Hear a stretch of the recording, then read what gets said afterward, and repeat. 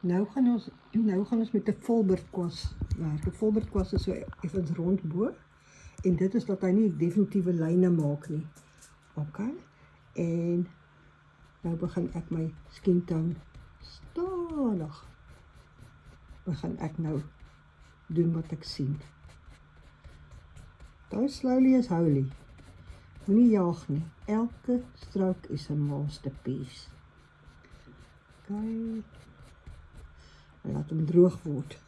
Nou die tegniek wat ek gebruik is impressionisties realisties. Dit is 'n impression of the truth. Dit is nie fotorealisties nie.